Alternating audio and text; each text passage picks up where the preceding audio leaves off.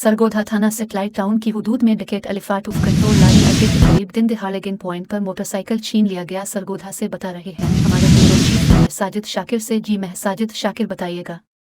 जी बिल्कुल, सरगोधा थाना sector town की हदूद में डिकेट आउट ऑफ कंट्रोल डाकुओं ने नाका लगाकर शहरियों को लूटना शुरू कर दिया। लारी अड्डा के करीब गन पॉइंट पर 5 मोटरसाइकिल छीनकर फरार हो गए। मुकामी पुलिस डकैतों को नकेल डालने में बुरी तरह नाकाम।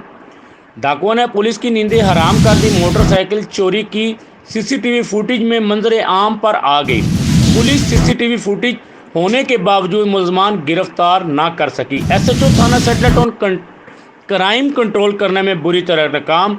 मुतलका इंतजामिया अहले इलाका का डीपीओ फैसल कामरान से नोटिस लेने का मुतालबा।